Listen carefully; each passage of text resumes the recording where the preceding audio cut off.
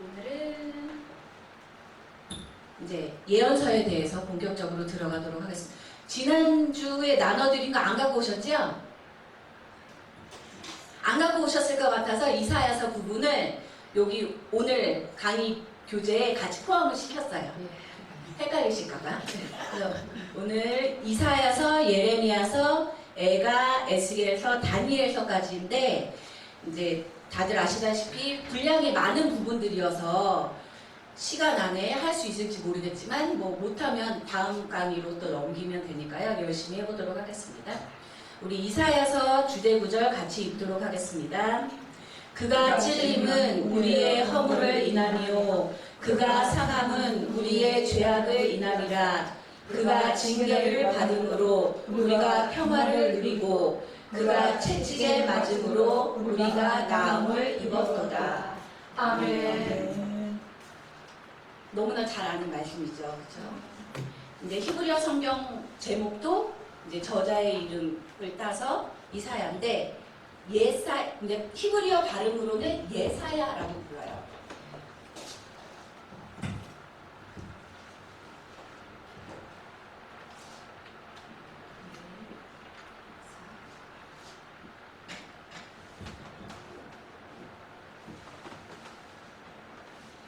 히브리어는 예사야라고 이제 발음을 하는데 이게 뒤에 야가 붙으면 히브리어로 여호와라는 의미가 있어요. 그래서 여호와, 이 예사야는 구원하다 라는 뜻을 가진 동사에서 왔거든요. 그래서 이사야 하면 거기에 제가 교재에도 썼듯이 여호와는 구원이시다 라는 의미를 담고 있죠. 여기 제목이 내포하고 있는 뜻에서도 알 수 있듯이 이사야서 전체 내용이 여호와 하나님께서 구원하실 것이다 라는 내용이 주제라고 생각하시면 되겠습니다. 이사야서의 저자는 이사야서 그 성경 자체에도 나와 있듯이 이사야가 저술한 책이라고 할 수 있죠. 이사야 1장 1절에서도 이사야가 쓴 글이라고 나오고 2장 1절, 또 마태복음 13장 14절에서 15절까지도 이사야가 저술했다고 증거하고 있거든요. 우리 마태복음 13장 14절부터 15절 한번 찾아보겠습니다.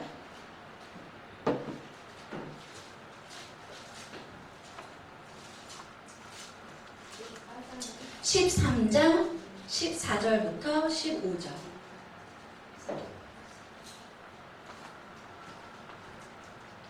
읽겠습니다. 이사야 예언이 저희에게 이루었으니 일렀으되 너희가 듣기는 들어도 깨닫지 못할 것이요 보기는 보아도 알지 못하리라. 이 백성들의 마음이 완악하여져서 그 귀는 듣기에 둔하고 눈은 감았으니 이는 눈으로 보고 귀로 듣고 마음으로 깨달아 돌이켜 내게 고침을 받을까 두려워하리라 하였느니라. 아멘. 이 내용이 이사야서 안에서도 나오는 말이거든요. 그러니까 마태복음 저자인 마태는 이 이사야서가 이사야가 지었다고 인정을 한 거죠. 이사야는 조금 이제 구약학을 이제 연구하는 학자들 사이에서는 이사야서가 총 66장으로 되어 있잖아요. 근데 1장부터 66장 전체를 이제 우리가 알고 있는 이사야가 다 지은 것은 아니다라고 하기도 해요. 그래서 1장부터 39장까지는 우리가 알고 있는 예루살렘의 이사야가 히스기야 왕 때 활동했고 우시야 왕 때 소명을 받았던 그 이사야가 1장부터 39장까지는 지었지만 40장부터 66장까지는 다른 사람이 지었다라고 이제 학자들은 구약학을 이제 학문으로서 신앙이 아닌 학문으로서 연구하는 사람들은 이제 40장부터 55장까지는 내용적으로 봤을 때 그 이미 예루살렘이 파괴된 상태를 언급을 하고 있기 때문에 또 그때 패권을 잡고 있는 그 권력 국가가 바벨론이기 때문에 제일 우리가 흔히 알고 있는 이사야가 아닌 다른 사람이 지었을 것이다 라고 추측을 해서 제2 이사야라는 명칭을 불러요. 왜냐하면 그 사람이 누구인지 이름을 아무도 모르기 때문에. 그리고 또 세분해서 56장부터 66장까지는 또 제2 이사야하고는 다르게 또 다른 사람이 지었을 것이다 라고 이제 연구를 하는 거예요. 내용적으로 살펴봤더니 이 56장부터 66장까지 또 내용이 패권을 잡고 있는 나라가 바벨론이 아니고 페르시아이고, 그 배경이 되는 장소가 이제 포로기가 아닌 포로지 바벨론 그 지역이 아닌 예루살렘으로 다시 돌아와서 성전을 재건한 다음에 있었던 내용이기 때문에 이것도 우리가 흔히 알고 있는 그 이사야가 아니라 다른 사람이 지었을 것이다 라고 추측을 하는데, 중요한 것은 그 성경이 하루아침에 그 이사야서도 어느 날 하늘에서 쭉 이사야서가 떨어진 게 아니라고 말씀을 드렸잖아요. 선포되는 말씀들이 취합이 돼서 문서로 작성이 되고 이제 하나로 묶어져서 이제 정경이 된 건데, 그 수많은 기간 동안 이제 1장부터 66장까지를 봤을 때 수많은 똑똑한 사람들이 많았겠죠. 근데 그 사람들을 또 봤을 때 내용적으로는 여기까지는 예루살렘이 배경이 되고 여기까지는 바벨론 포로기가 배경이 되고 여기부터 다시 예루살렘이 배경이 되네. 모르지 않았겠죠.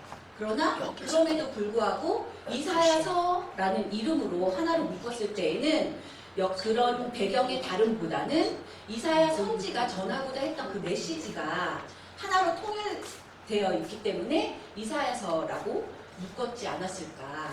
중요한 것은 제가 늘 얘기를 하지만 저희가 여기서 뭐 학문적으로 이론적으로 구약을 배우는 게 아니라 신앙의 눈으로 구약을 배우는 거기 때문에 제1 이사야서, 제3 이사야서로 쪼개서 연구를 하고 공부를 하시는 분들은 그들 나름대로의 사명이 있기 때문에 하는 거지만, 저희가 여기서 하는 것은 이사야서를 신앙의 눈으로 보고 이사야서 1장부터 66장까지 안에서 선포되어지는 말씀을 통해서 하나님을 더 알고자 하는 것이기 때문에 굳이 구분을 구체적으로 하지 않고 하나의 이제 이사야가 저술하였다라고 생각하고 이제 강의를 진행하도록 하겠습니다. 그래서 이번 저자 내용에 이제 보시면 이제 이사야는 왕궁하고 가까웠다고 해요. 내용적으로 봤을 때도 왕하고 같이 얘기하는 내용들도 많이 나와서 이사야는 다윗 왕조 신학을 강조했다라고 얘기를 많이들 하고 있습니다. 그러면 이런 이사야서는 왜 기록을 했을까? 기록 목적을 보시면 1번에 있는 가로 1번에 있는 거 같이 읽겠습니다. 가로 1번 3번 기록 목적의 가로 1번 시작.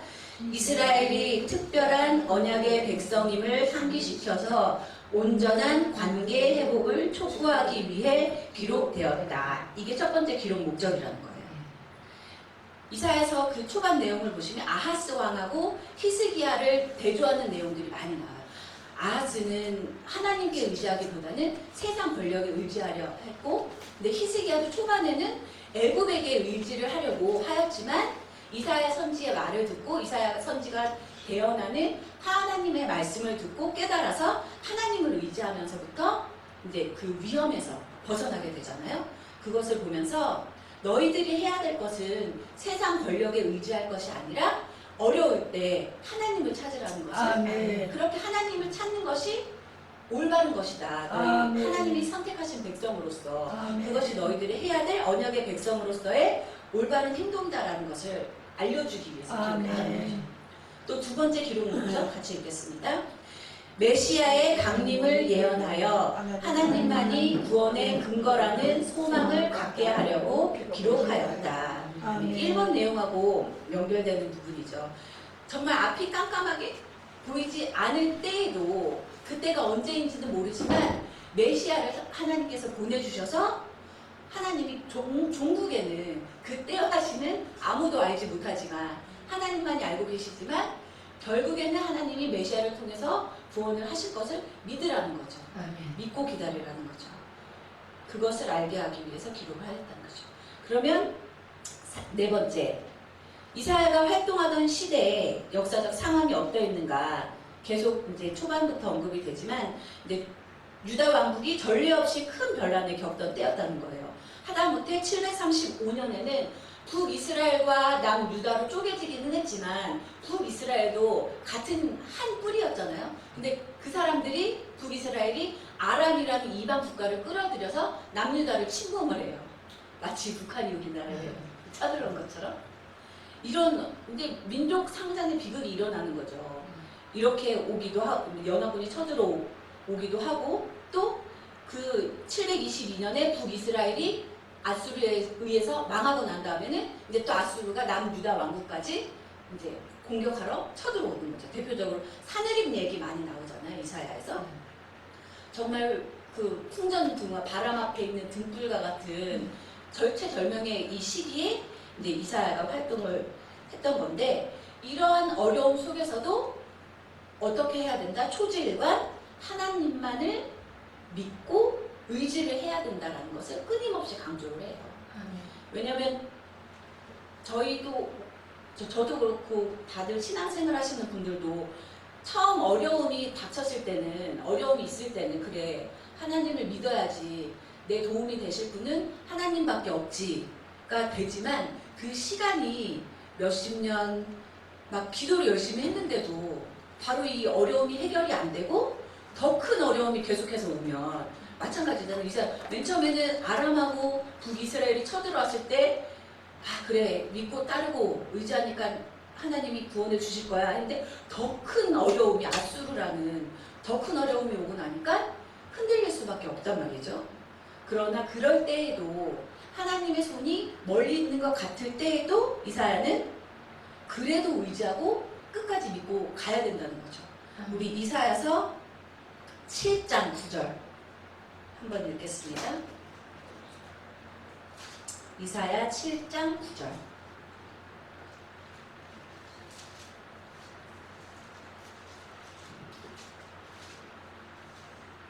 8절하고 9절이 같이 있는데 같이 읽을게요. 대저 아람의 머리는 다메섹이요 다메섹의 머리는 르신이며 에브라임의 머리는 사마리아요 사마리아의 머리는 르말리아의 아들이라도 65년 내에 에브라임이 패하여 다시는 나라를 이루지 못하리라. 만일 너희가 믿지 아니하면 정령이 굳게 서지 못하리라 하셨다 할지니라. 아멘. 끝까지 믿고 굳게 서라는 거죠. 믿음 안에서. 그렇죠? 그래서 거기 믿고 그냥 무작정 믿으라고만 하신 게 아니라 또 7장 14절 그 밑에 있는 거 한번 읽어보겠습니다. 14절 그러므로 주께서 친히 징조로 너희에게 주실 것이라. 보라 처녀가 잉태하여 아들을 낳을 것이요 그 이름을 임마누엘이라 하리라. 아멘. 믿고 굳게 서라고 하시면서 또 희망을 주시는 거예요. 임마누엘을 보내주시겠다고.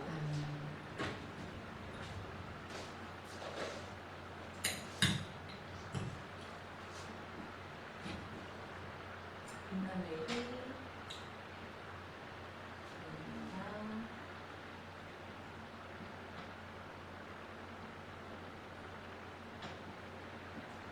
이게 야는 보통 여호와를 의미하는 정리사고 엘이 붙으면 하나님이라는 뜻이에요. 임마누엘이라면 하나님이 이게 이마누 영어로는 with us거든요. 우리와 함께 하신다 라는 뜻이죠. 너희들이 주여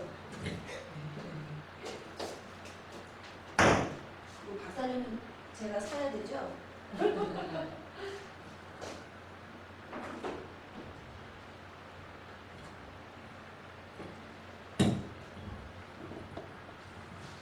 그냥 무작정 믿고 의지하는 게 아니라 내가 너희와 함께하고 있지 않냐. 내가 너희들과 함께하니까 너무 힘들어도 앞이 깜깜하고 아무것도 보이지 않고 너무 고통스러워도 끝까지 버티라는 거죠. 또 그 37장 34절에서 35절 한 번 더 찾아볼게요. 37장 34절에서 35절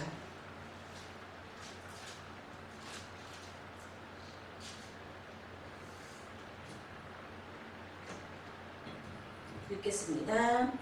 그가 오던 길 곧 그 길로 돌아가고 이 성에 이르지 못하리라. 나 여호와의 말이니라. 대저 내가 나를 위하여 내 종 다윗을 위하여 이 성을 보호하며 구원하리라 하셨나이다. 아멘. 산업이 막 쳐들어오니까 유다 백성들이, 왕부터 시작해서 백성들이 어떡하냐 하나님 우리를 돕지 않는 것 같고 어디 애굽에라도 가서 의지해야 되지 않냐라고 하고 있을 때 이사야 선지를 통해서, 이사야 예언자를 통해서 또 힘을 주시는 거예요. 사내립이 지금 기세로는 유다 왕국을 다 초토화시키고 북이스라엘을 멸망시킨 것처럼 유다 왕국을 멸망시킬 것 같지만 아니다. 내가 막을 거다. 사내립이 결코 여기를 침범하지 못하게 할 거라는 말씀을 이사야 선지자를 통해서 선포를 하시죠. 이사야의 예언대로 예루살렘은 이제 위기를 벗어나게 되죠. 그래서 예루살렘은 하나님이 거하시는 곳, 하나님이 선택하신 거룩한 곳이기 때문에 이렇게 앗수리의 위험에서도 벗어날 수가 있구나 하는 성도로서의 예루살렘 신학이 이제 이사야서에서 나타난다고 학자들이 얘기를 하죠. 성도, 거룩한 도시로서의 예루살렘 신학. 그 얘기를 하는 거죠. 자, 내용분해를 넘어가면 쭉 보시고, 이제 제가 초반에 잠깐 말씀을 드렸지만 1장부터 39장까지는 우리가 흔히 알고 있는 이사야가 해서 제일 그냥 이사야서, 40장부터 55장까지는 누군지는 모르지만 제2 이사야가 썼을 것이다. 포로기에 바벨론에게 망한 다음에, 그리고 56장부터 66장까지는 제2 이사야의 제자가 아닐까라고 생각을 해요. 신학적인 그 흐름을 봤을 때 제2 이사야가 선포하고자 했던 내용이랑 많이 비슷하기 때문에, 맥이 통하기 때문에 그러니까 56장부터 66장까지는 다시 예루살렘으로 돌아와서 성전을 재건한 다음에, 그때도 문제가 많았잖아요. 성전만 재건하고 나면 뭔가 빵 터질 줄 알았는데 성전을 재건을 하기는 했는데 살림살이는 나아지지 않고 다윗 왕조를 재건을 하지를 못하고 하니까 그때 막 혼란기가 있을 때 제3 이사야, 누군지는 모르지만 그 사람이 또 이스라엘 백성을 신앙으로 묶기 위해서 하나님 앞에 온전히 서라는 것을 강조하기 위해서 쓰지 않았을까라고 추측을 하는데, 정확하게는 학자들도 몰라요. 알았으면 이름을 밝혔겠죠. 제2 이사야서라고 하지 않고. 근데 이사야서가, 원래 이사야서가 선포한 구원의 메시지, 그 심판의 메시지하고 통하는 게 있기 때문에 제2 이사야, 제3 이사야서라고 붙였겠죠. 자, 내용적으로는 그렇게 보시면 되고, 이제 제가 석사 때 썼던 논문이 이사야서의 그 고난의 종에 대해서 석사 논문을 썼어요. 그게 이사야서 42장 1절부터 4절에 보면 첫 번째 종의 노래가 나오고, 50장 4절에서 9절 보면 이제 두 번째 또 종의 노래가 나오고, 52장 13절부터 이제 쭉 보시면 세 번째 종의 노래가 나오거든요. 그 내용으로 썼는데, 이제 고난의 종에 대한 내용이 나와요. 그것을 이제 우리 신앙인들은 예수님이 고난 당하신 것을 이 이사야서에서 예언을 한 거구나라고 얘기를 하죠. 그 고난의 종에 대한 이제 전체를 읽기가 어려우시면 그 고난의 종 42장 1절부터 4절, 50장 4절부터 9절, 그리고 그래도 시간이 부족하다 하시면 마지막 고난의 종의 노래가 52장에 나오거든요.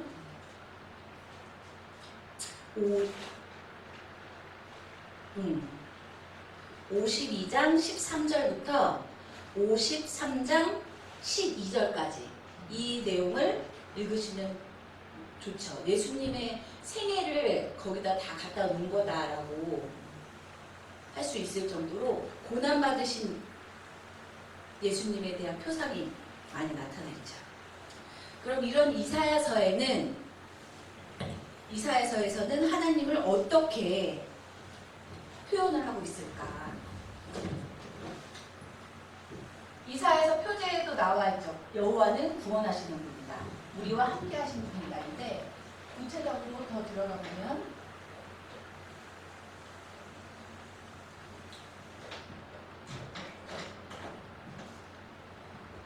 이스라엘의 거룩한 자라는 표현이 이사야서에서 많이 나와요.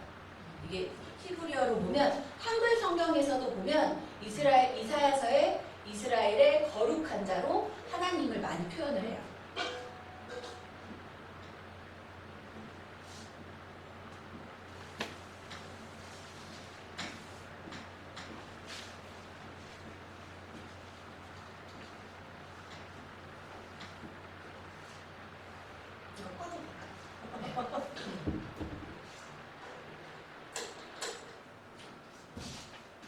이게 크도시 이스라엘이라고 히브리어 원문에 보면 나와 있는데, 이스라엘은 다 아시는 거고, 크도시 이게 거룩한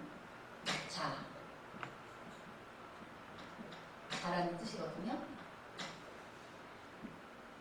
거룩하다를 나타내는 카다시라는 동사에서 나온 거예요. 그래서 이스라엘의 거룩한 자라는 표현이 많이 나오는데, 왜 이스라엘의 거룩한 자라는 그 어구로 하나님을 표현을 자주 했는고 봤더니, 이것은 상반대로 거룩하신 하나님하고는 반대되게 거룩하지 못한 이스라엘의 범죄성을 나타내기 위해서 대조하는 의미로 크도시 이스라엘이라는 이스라엘의 거룩한 자라는 이제 어구로 하나님을 많이 표현을 하고 있다고 하죠. 그 모세오경에서도 쭉 늘 얘기하는 게, 내가 거룩하니 내가 선택한 너희들, 내 백성으로 내가 선택한 너희들도 거룩해야 된다 라고 계속 말씀하시잖아요. 그래서 정결법이니 계속 거룩하게 되기 위한 것을 많이 모세오경에서 언급을 하시잖아요. 이사를 통해서 하나님이 이사야 시대의 이스라엘 백성들에게 계속 얘기하시는 것도, 나는 거룩한데 너희들은 왜 거룩하지 못하게 사냐, 그걸 끊임없이 얘기를 하는 거예요. 근데 그러면 거룩하지 못한 이스라엘의 죄라는 게 뭐냐? 하나님이 선택한 백성임을 계속해서 예언자를 통해서, 역사를 통해서, 제사장들을 통해서 계속 이스라엘 백성에게 교육을 함에도 불구하고 조금만 어려우면 이방신을 섬기는 거예요. 아, 우리의 하나님 여호와는 힘이 없나 봐. 아수르의 신이 더 힘 있는 거 아니야?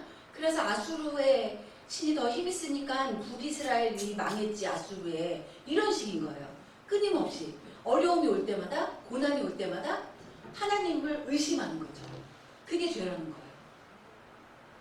하나님은 다른 거 제사를 잘 지내라, 나한테 재물을 왕창 갖고 오지 않는 게 죄다, 이런 게 아니라 끊임없이 하나님만을 섬기라고 계속 얘기를 하는데도 불구하고 조금만 흔들리면 다른 의지할 곳을 찾고 다른 신을 찾고 하는 게 하나님은 죄라고 보시는 거죠. 아멘. 다른 죄가 아니라. 아멘. 그게 이사야서에서 또 강조적인 거죠. 또 이사야서에서 2번을 보시면 강조되는 또 하나의 여호와의 속성, 여호와의 명칭이 있는데 이스라엘의 구속자라는 표현이 계속 나와요. 아멘. 이사야라는 이름에도 하나님이 구원하신다라는 표현이 있다고 말씀을 드렸잖아요. 그런데 또 다른 표현으로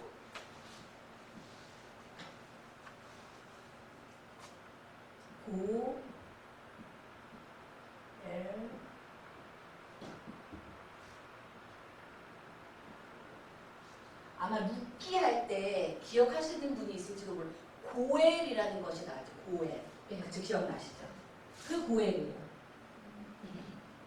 이거는 너희들이라는 이제 복수형 어민데, 너희들의 구원자시다 라고 많이 나오거든요.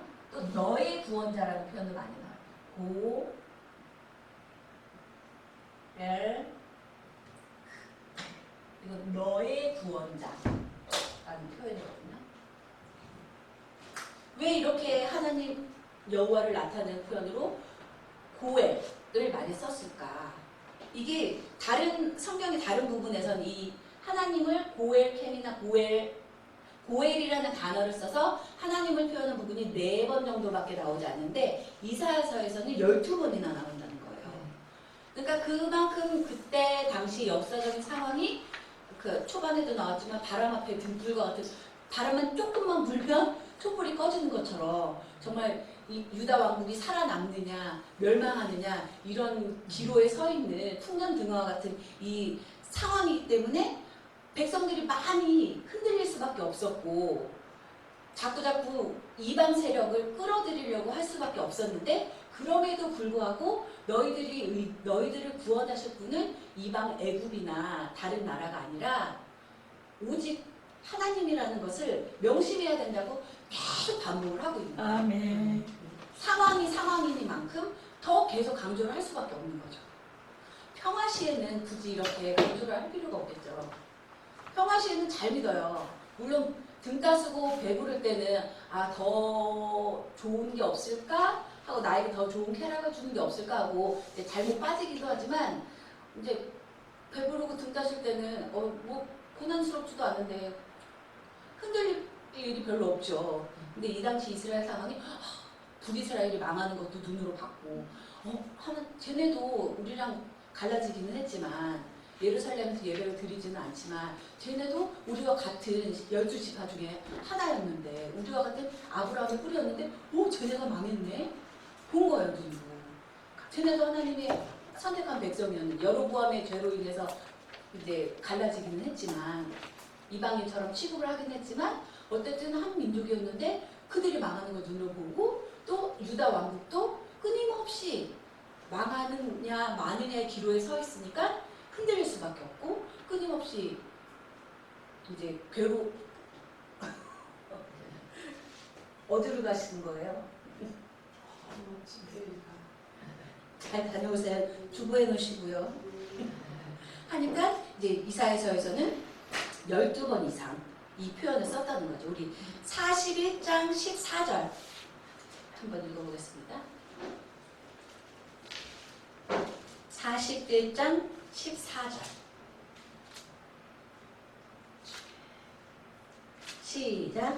지렁이 같은 너 야곱아 너희 이스라엘 사람들아 두려워 말라. 나 여호와가 말하노니 내가 너를 도울 것이라. 내 구속자는 이스라엘의 거룩한 자니라. 여기에는 그 고엘라는 표현하고 카도시 이스라엘이라는 표현이 같이 또 나와있죠. 그만큼 강조를 하는 거예요. 하나님만이 너희의 구원자 되시. 아멘. 그 거룩하지 않은 이방 세력들이 너희의 구원자가 되는 게 아니라 오직 하나님만이 너희를 구원하실 수 있다. 아멘. 우리 43장 14절 또 한번 찾아볼게요. 43장 14절 시작. 너희의 구속자요 이스라엘의 거룩한 자 여호와가 말하노라. 너희를 위하여 내가 바벨론에 보내어 모든 갈대아 사람으로 자기들의 연락하던 배를 타고 도망하여 내려가게 하리라. 아멘. 여기서도 같이 나오죠. 이스라엘의 거룩한 자, 이스라엘의 구속자. 아멘. 눈에 우리 목사님도 자주 쓰시는 표현이 눈에 보이는 거 없고 잡히는 거 없어도 의지할 분은 우리를 구원하시고 우리를 성공하게 하시고 우리를 풀어주실 분은 하나님밖에 없다는 거예요. 아멘. 뭐 다른 돈 많은 사람이 우리를 구원하고 우리를 부자 되게 하고 이런 게 아니라 오직 아멘. 하나님만이 그런 걸 하실 수 있다는 거죠. 아멘. 또 두 번째, 메시아 예언에 대해서 많이 나오죠. 많이 나온다고 말씀드렸죠. 그래서 어떤 학자들은 이 이사야서를 그 신약의 사복음서가 있잖아요. 사복음서와 같이 껴서 제5복음서다라고 할 정도로 이제 신약에서 신약 기자들이 많이 언급을 하기도 했고 신앙인들이 봤을 때 이 이사야서는 정말 우리 메시아 예수 그리스도를 예언한 복음서이다. 구약의 복음서라고 할 정도로 많이 나와 있다는 거죠. 거기 예시를 제가 쭉 들어놨듯이 동정녀 탄생에 대해서도 나오고 있고 이새의 줄기에서 그리스도가 나실 거라는 것도 언급이 돼 있고 쭉쭉쭉 한 아기로 오심, 해방자로 오심, 쭉 예수 그리스도의 사역의 출생부터 사역, 고난받으심에 대해서까지 이사야서에 다 예언이 되어 있다는 거죠. 미리 언급이 되어 있다는 거죠. 그래서 메시아 예언서, 구약의 복음서, 제5복음서라는 책도 나와 있어요. 외국 학자가 제5복음서라는 책을 쓰기도 해서 이사야서야말로 정말 마태, 마가, 누가, 요한 이 4복음서와 함께 예수 그리스도를 잘 알기 위해서는 읽어야 되는 책이다. 이사야서는 그리스도인이라면 그래서 제5복음서라는 제목으로 책을 쓰게 됐죠. 또 이사야서에 나와 있는 신학적 내용을 보면 종말론에 대해 많이 언급이 되어 있다고 해요. 종말론이라는 것이 뭐냐? 그 종말론 하면 흔히 그거 흰옷을 휴거팀 많이 한창 문제가 많았었잖아요. 여기 네? 주구촌교. 그러니까요. 그 사람들이 성경을 잘못 이해하고 있다는 거예요. 종말이라는 것은 정말 너희들이 알아서 뭐 흰옷 입고 기도하고 있다가 어느 날 몇 날, 몇 년, 몇 월, 며칠, 몇시에 뿅 하고 가는 게 아니라는 거예요. 종말이라는 것은 다른 게 아니라 하나님이 이 세상을 구원하시는 그 결론이에요. 하나님이 이 세상을 구원하시는 결론, 마지막 그 때가 종말이라는 거지 막 휴거되고 이런 게 핵심이 아니라는 거예요. 하나님이 이 온 세상을 하나님이 창조하신 이 온 세상 그러나 죄로 물들어서 막 끊임없이 하나님을 배반하고 이방신을 섬기고 끊임없이 죄를 짓고 하지만 그럼에도 불구하고 하나님이 구원을 하시겠다는 그 계획의 결론이 종말론이라는 거예요. 근데 그걸 하나님의 구원 계획을 전체적으로 봐야 되는데 이제 잘못 오해하는 사람들은 그 마지막 때에만 집중을 해서 성경에 나와 있는 그 수치들을 계산을 해가지고 그때 한 몇 년도에 99년 1999년 뭐 10월 마지막 그 뭐 수요일이었나 해가지고 그때가 계시된 종말의 날이다 해가지고 뉴스에도 나고 막 그러잖아요. 누가 알아요? 그건 하나님만이 아신다는데 예수님도 모르신다고 했잖아요. 그날과 그 시는 하나님만 아신다는데 그죠? 종말론은 그런 식으로 이해하면 안 되고 하나님이 우리를 이 태초에 창조하셨던 때부터 쭉 하나님이 구원의 역사가 어떻게 하나님의 계획표 속에서 구원의 계획표 속에서 이루어져 가는가를 쭉 살펴보고 그 결론이 어떻게 될 것인가를 기승전결이 있어야 되는데 잘못 오해하면 이제 잘못 빠지는 사람들이 결과에만 이제 잘못 매달려서 그런 자기도 못 가고 다른 사람도 올바로 구원받지 못하게 하는 큰 죄를 범하게 되는데 우리는 그러지 말아야 되겠죠. 네, 종말로는 어쨌든 하나님의 구원 계획이 어떻게 이루어지고 종국에는 어떻게 이루어질 마무리될 것인가인데 핵심은 그거예요. 이제 다윗 왕을 이제 인간 왕을 통해서 예루살렘을 하나님이 거하실 거룩한 곳이라고 정하고 이제 다윗의 씨앗에서 영원한 굳건한 왕조를 세우겠다 했지만 그렇게 하기로 했지만 인간에게 맡겨봤더니 안 되는 거예요. 그러니까 하나님이 종말이라는 것은 하나님 구원 계획의 종말은 내가 직접 통치하시겠다. 하나님이 직접 유다의 남은 자 배교하지 않고 끝까지 자기 신앙의 중심을 지켰던 그 유다의 남은 자, 그쵸? 우리에게 대입을 시키면 우리 신앙의 순수성을 지키고 하나님만을 올바로 바라보고 끝까지 남아있는 우리를 하나님이 직접 통치를 하시겠다는 거예요. 아멘. 종말론이라는 거. 이제 그거를 잘못 이해하면 뿅하고 올라갈지 있다든지 그건 모르죠. 두 번째 또 종말론. 똑같은 말이에요. 쭉 1번이나 2번이나 종말론이라는 것은 결국 하나님이 신앙의 올바로 선 자들을 직접 통치하시겠다. 그래서 하나님의 왕국을 직접 이루시겠다라는 거라는 걸 이제 말씀드릴 수가 있겠습니다.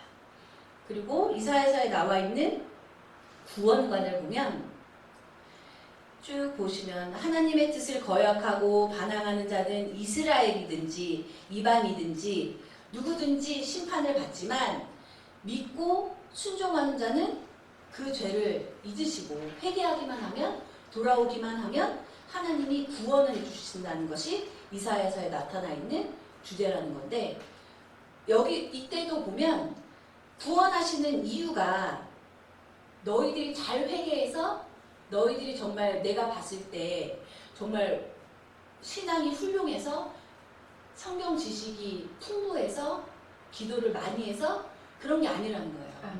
결론은 하나님의 사랑이라는 거예요. 아멘. 하나님의 사랑이고, 하나님이 거룩하시니까 너희들을 거룩하게 징계를 하셔서라도 거룩하게 만들어서 내 백성으로 삼으시겠다는 게 구원이라는 거예요. 또 하나님의 영예라는 게 다른 게 아니고 하나님의 영광스러운 명예를 위해서, 내가 나를 위해서 너희들을 구원하겠다는 거예요. 아멘. 그러니까 주어가 다 하나님께 있는 거예요. 아멘. 내가 잘나서가 아니라, 내가 잘해서가 아니라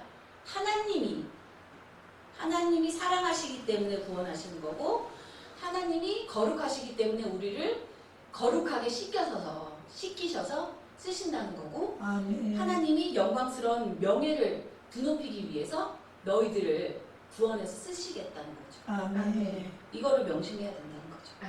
자칫 잘못하면 내가 능력이 있어서 이렇게 오해하기 쉽사는데, 주어는 하나님께 있다는 거예요. 우리가 주어가 아니라. 우리 그 48장 한번 마지막에 있는 이사야 48장 9절에서 11절 한번 읽어보겠습니다. 48장 9절부터 11절. 시작. 내 이름을 위하여 내가 노하기를 더디할 것이며 내 영예를 위하여 내가 참고 너를 멸절하지 아니하리라. 보라, 내가 너를 연단하였으나 은처럼 하지 아니하고 너를 고난의 풀무에서 택하였노라. 내가 나를 위하여 이를 이룰 것이라. 어찌 내 이름을 욕되게 하리요 내 영광을 다른 자에게 주지 아니하리라. 아멘.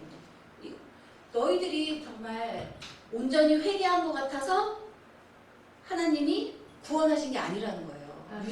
유다 왕국이 혹은 우리 신앙인이 잘해서 싹 쓸어버리지 않으신 게 아니라, 아이고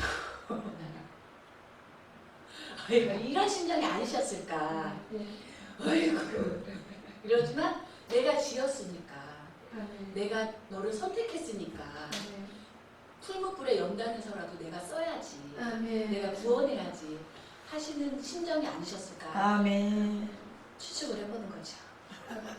자, 예레미야서로 넘어가도록 하겠습니다. 계속 쭉쭉 할게요. 예레미야서 우리 주제 구절 읽도록 하겠습니다. 나 여호와가 말하노라.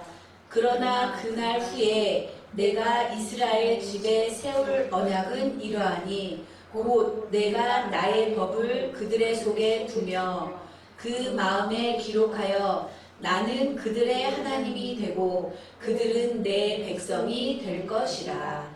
아멘. 하나님이 직접 통치하시고 직접 관여하시고 다스리시겠다는 거죠. 자, 명칭을 보시면 예레미야라는 이름, 히브리어 성경도 똑같아요. 예레미야라고 해요.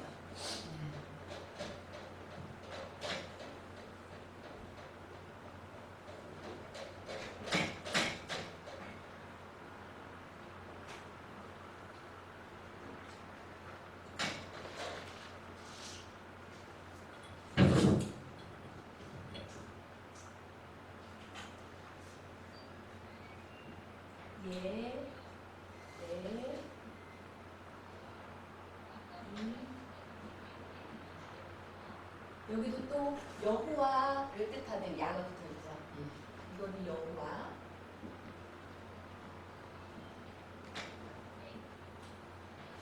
이게 좀 더 들어가면 이게 원래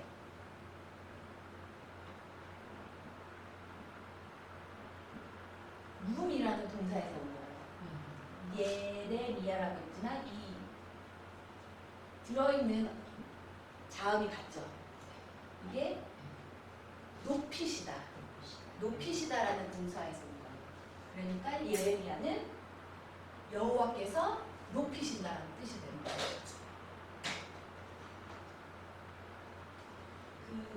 우리도 한글 이름에도 우리 이름에도 다 뜻이 있잖아요, 그렇죠? 저는 수연인데 빼어날 수의 고을연. 그 고을에서 제일 빼어나.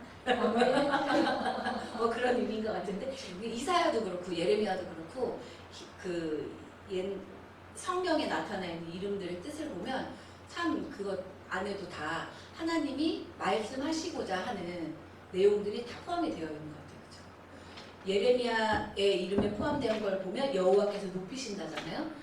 보면 예레미야가 활동했을 때 그 역사적인 배경이 이미 북이스라엘은 이제 망하고 이제 히스기야 때 사내립의 위협에서 벗어나기는 했지만 그러면 온전히 서야 되잖아요. 유다 왕국이 여호와가 구원해 주신 거 봤잖아요. 그 아수르 사내립 쳐들어왔을 때 망할 것 같았는데 안 망했잖아요. 온전히 서야 되는데 또 이제 헛짓거리를 하는 거죠. 그러니까 망할 수밖에 없는 수순을 밟는 거죠. 예레미야가 활동했을 때가 여호야김 왕 때, 그리고 두 번째 시기가 여호야김의 아들인 여호야긴 왕 때, 그리고 세 번째 시기가 시드기야. 시드기야는 여호야김의 형제, 그러니까 여호야긴의 삼촌이라고 보시면 되죠. 이 세 시기로 예레미야의 활동 시기를 구분을 할 수가 있는데 결국 시드기야 때 망해요. 남유다가. 그러니까 예레미야를 보면 이제 여기 교재에도 제가 썼지만 눈물의 선지라고 많이 얘기를 하고 그 예레미야서 뒤에 나오는 예레미야 애가도 이제 예레미야가 썼다고 하는데 슬픈 노래라는 뜻이잖아요. 예레미야 애가가. 그렇게 예언자들을 통해 주님의 대언자들을 통해서 끊임없이 올바로 서야 된다고 선포를 했음에도 불구하고 올바로 서지 않으면 하나님이 징계하신다, 심판하신다. 그러나 올바로 회개하고 돌아오면 하나님이 구원하실 것이다 라는 내용을 끊임없이 예언자들을 선포했음에도 불구하고 망하는 길로 가는 게 보이잖아요. 예레미야 눈에. 그러니까 눈물을 흘리면서 예레미야는 결혼도 안 했어요. 하나님이 결혼하지 말라고 하셨거든요. 너는 결혼하지 말고 너희 유다 왕국이 망해가는 꼴을 보면서 선포하라고. 그 내용이 이제 뒤에 가면 또 나오는데, 그러니까 그럼에도 불구하고 눈물로서 호소를 하는 거죠. 돌아오기만 하면 예레미야, 여호와가 유다 왕국을 높이실 거야, 망하게 하지 않으실 거야 라고 끊임없이 예레미야는 선포는 하지만 이제 돌아오지 않으니까 망하는 길로 돌아설 수밖에 없는 거죠. 그 기록 목적에 나오죠. 타락한 백성들로 하여금 하나님의 진노를 깨닫고 회개해라. 안 그러면 심판이 올 거야 라고 선포하는 내용들이 담겨져 있는데 그래도 회개를 안 하니까 망할 수밖에 없는 거죠. 3번 역사적 상황과 메시지 내용을 보면 요시야 왕은 종교개혁을 이루었던 이스라엘 그 유다의 왕으로 높이 평가를 받아요. 제가 써놓은 것도 보시면 유다 역사상 가장 의로운 왕 중에 한 사람이다 라고 요시야 왕이 평가를 받는데 예레미야도 그래서 그를 높이 평가를 하죠. 22장 15절 이하에 보시면 그 내용이 나오는데 예레미야가 그래서 이 기간에 활동했던 기록은 많지 않아요. 굳이 하나님이 예레미야를 통해서 선포할 말씀이 없는 거예요. 요시야 왕이 알아서 잘하고 있으니까 신앙이 올바로 서서. 근데 문제는 요시야 왕이 죽고 난 다음에 요시야 왕의 아들 여호야김이 이제 그 제가 오타가 났는데 아마 여호와김으로 돼 있을 거예요. 그렇죠? 여호야김이니까 여호야김. 요시야의 아버지가 신앙에 올바로 섰으면 그 아들도 잘 쓸 거라고 흔히들 이제 생각을 하는데 그렇지 않다는 거죠. 창세기에 나오잖아요. 노아가 아무리 의인일지라도 노아의 자식들은 노아의 믿음으로 구원을 받는 게 아니라 그 자식들의 믿음으로 구원을 받는 거라고 말씀을 하셨잖아요. 마찬가지로 요시야 왕은 하나님이 보시기에 정말 흡족한 왕이었지만 그 믿음에 올바로 선 아버지 밑에서 난 아들은 그러지 못했던 거죠. 자기 아버지 요시야 왕이 했던 종교 개혁을 무로 돌려버려요. 원래대로 돌아가는 거예요. 그래서 엄청 혼란한 시기가 이제 시작되는 거죠. 우리 예레미야 18장 우리 18절 한번 찾아보겠습니다.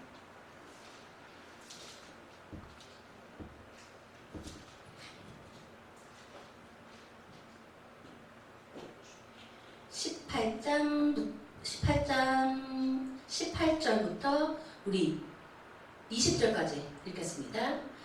그들이 말하기를 오라 우리가 꾀를 내어 예레미야를 치자 제사장에게서 율법이 지혜로운 자에게서 모략이 선지자에게서 말씀이 끊어지지 아니할 것이니 오라 우리가 혀로 그를 치고 그의 아무 말에도 주의치 말자 하나이다.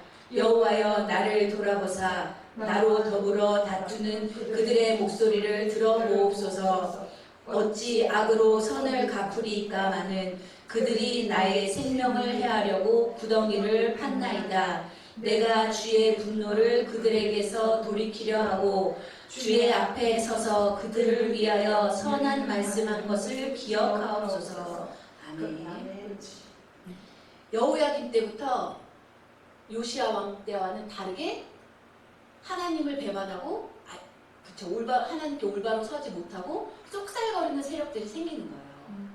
그러니까 이제 항상 나라가 망하는 것은 외세 침략 때문에도 있지만 역사를 봤을 때도 내부의 분열에 의해서 망하는 경우들도 많잖아요. 이때도 예레미야는 끊임없이 너희들 올바로 하고 있지 못해 하나님이 보실 때 너희들 그렇게 하면 안 되라고 하지만 여호야김 왕 주변에 있는 제사장이나 거짓 선지들은 아니에요 왕님 잘하고 있으신 거예요. 예레미야 말 들을 필요 없어요. 이 정도면 잘하는 거지 하면서 예레미야를 오히려 거짓 선지로 물고 죽이려고 하는 거예요. 그래서 감옥에도 갇히고. 그래서 지금 저희가 읽은 내용이 그 내용이거든요.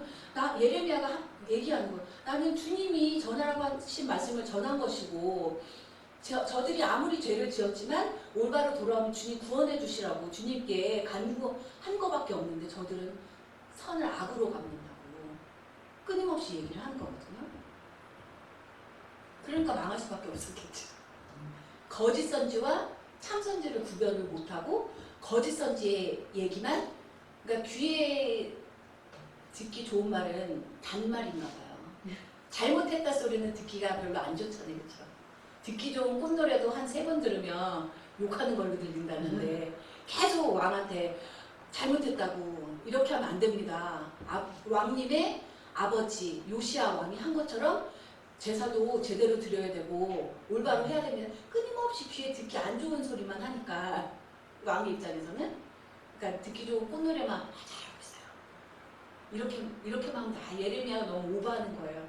이런 식으로 말하는 거짓 선지자들한테 넘어간 거죠. 그럼에도 불구하고 똑바로 섰어야 되는데 여호야김 왕도 똑바로 서지 못하고 그 다음에 아들인 이제 여호야김이 왕이 되는데 그 빠진 이유가 바벨론으로 결국 포로로 잡혀가요. 왕 생활 얼마 하지도 못하고 바벨론이 쳐들어와서 잡아가고 시드기야 여호야김의 이제 삼촌 여호야김의 형제 요시야의 이제 아들을 이제 허수아비 왕으로 세우는데 이제 시드기야도 착각하는 거죠. 내가 그래도 왕제니까 바벨론이 나를 왕으로 세운 거지 착각하는 거죠. 바벨론이 허수아비를 세우는 건데. 그래서 시드기야 왕 옆에 이제 쭉 적어놓은 걸 보시면 옆에 이제 또 간신들이 왕님 이제 이 정도면 우리가 바벨론에 대적할 만하니까 바벨론을 무너뜨리고 우리가 패권을 이룹시다 하고 쏙살거리는 간신들이 나타나는 거예요. 근데 예레미야는 그게 아니라는 거예요. 시드기야 왕이 왕으로서의 정말 제목이고 신앙적으로도 여호와 하나님께서 보셨을 때 온전히 섰기 때문에 왕으로 세운 게 아니다. 바벨론을 들어서 너희들 깨닫게 하기 위해서 세운 거다. 착각하지 말고 바벨론한테 덤빌 생각하지 말고 지금 해야 할 것은 바벨론에 덤비려고 하는 게 아니라 어떻게 하면 하나님 마음에 흡족하게 할 것인가, 어떻게 하면 하나님이 보셨을 때 우리 유다가 하나님이 보셨을 때 그래 잘 돌아왔구나, 잘 회개했구나, 나에게 드리는 예배가 거짓된 예배가 아니라 진정과 신령으로 드리는 예배구나, 이런 것을 고민을 해야 되는데 그런 것에 대한 고민을 하기보다는 이제 눈에 보이는 바벨론을만 쳐부수면 된다라고 착각을 하지 말라고 끊임없이 예레미야가 얘기를 하죠. 그래서 예레미야는 그 바벨론의 느부갓네살 왕을 제가 적어놓은 거에 또 보시면 예레미야서 27장 6절에 하나님의 종이라고까지 해요. 유다 왕국을 연단하시기 위해서 보내신 하나님의 종이라고까지 표현을 하는 거예요. 근데 또 한편 그 반대 입장에서 봤을 때는 저거 우리를 치는 바벨론 왕이 하나님의 종이라고? 그러니까 국수주의자들 입장에서 봤을 때 나름 자기들 입장에서 애국자인 사람들의 입장으로 봤을 때는 뭐라고 해야 돼요? 그 뿌락지? 그런 거죠. 첩자 같은 거죠. 그 옛날 우리 그 일제 시대 때 그걸로 보면 친일파나 마찬가지인 거죠.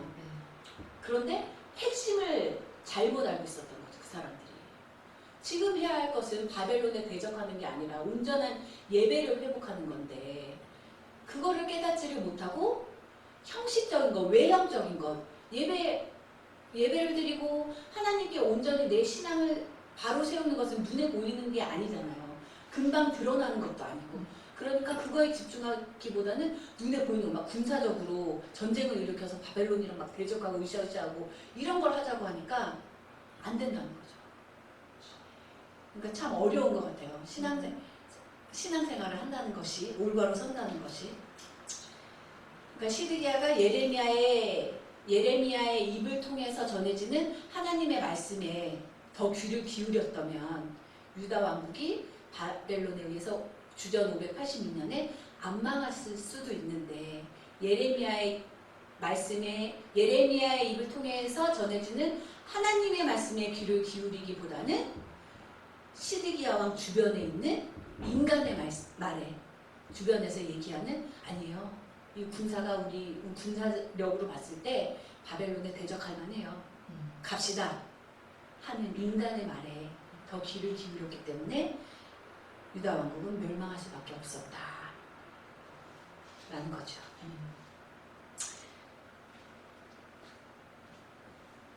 자, 그래서 특징을 보면 예레미야서 특징으로 넘어가도록 하겠습니다. 우리가 그 예레미야서 주제 구절로 읽었던 부분에서도 언급이 되는데 예레미야서의 특징 중에 하나가 새 언약의 선포예요. 뒤에도 계속 나오니까 새로운 언약이 과연 뭘까 한번 생각을 해보시고 뒤에서 다시 언급을 할 거예요. 또 두 번째 특징은 예레미야가 하나님의 메시지를 전달하는 방법이 다른 예언자들하고 다른 특징이 있는데 그것이 뭔고하니 시각적인 방법을 많이 썼다는 거예요. 왜냐면 눈에 보이지 않으니까 이 사람들이 자꾸 금방 깨닫지를 못하는구나 했는지 눈에 보이는 방법을 쓰는데 우리 18장 1절 12절에 보면 그 유명한 토기장이와 진흙에 대한 얘기가 나오고 또 19장 1절부터 13절에서는 예레미야의 깨진 항아리 그 토기장의 그릇을 던져버려서 깨트리는 너희들 이렇게 깨트려질 수 있다. 눈에 보이게 산산조각 나는 걸 눈에 보이게 시각 교육을 한 거죠.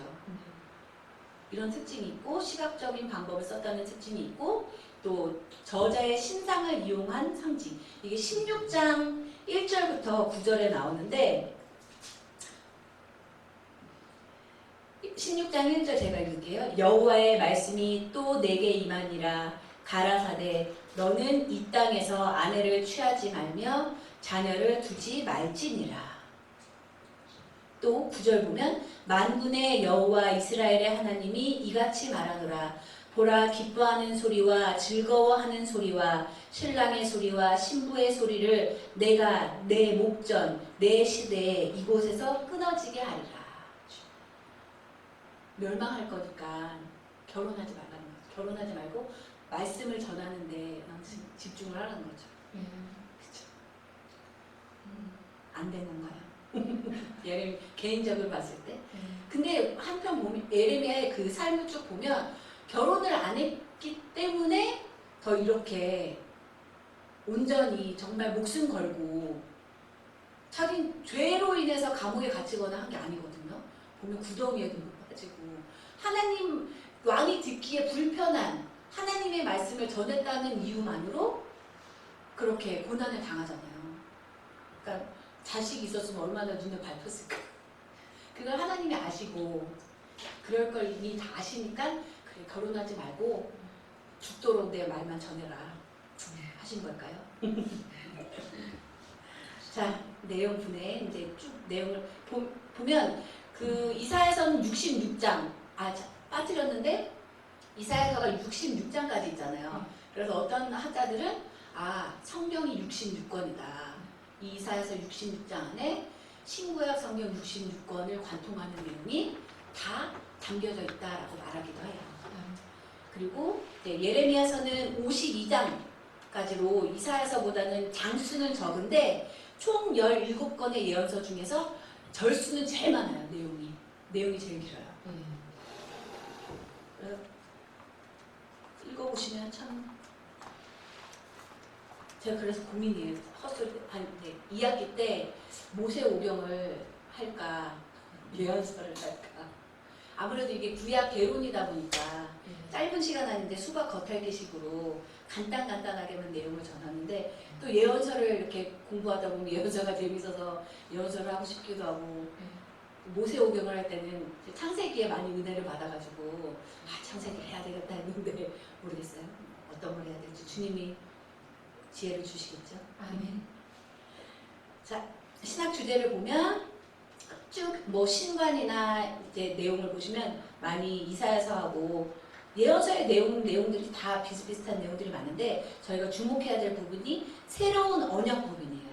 예레미야는 모세나 다윗의 언약에 근거한 언약의 회복을 초월하여 매우 획기적인 언약이 새로 맺어질 것임을 선포한다. 이 새 언약 사상이 예레미야 예언의 핵심을 이루고 있다. 이렇게 얘기를 하거든요. 우리 예레미야서 31장 31절부터 34절까지 한번 읽어보겠습니다. 31장 31절부터 34절 읽겠습니다. 나 여호와가 말하노라. 보라 날이 이르리니 내가 이스라엘 집과 유다 집에 새 언약을 세우리라. 나 여호와가 말하노라. 이 언약은 내가 그들의 열조의 손을 잡고 애굽 땅에서 인도하여 내던 날에 세운 것과 같지 아니할 것은 내가 그들의 남편이 되었어도 그들이 내 언약을 파하였음이니라. 나 여호와가 말하노라. 그러나 그날 후에 내가 이스라엘 집에 세울 언약은 이러하니 곧 내가 나의 법을 그들의 속에 두며 그 마음에 기록하여 나는 그들의 하나님이 되고 그들은 내 백성이 될 것이라.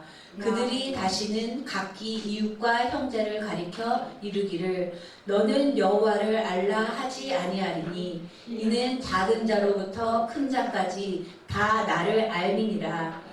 내가 그들의 죄악을 사하고 다시는 그 죄를 기억지 아니하리라. 여호와의 말이니라.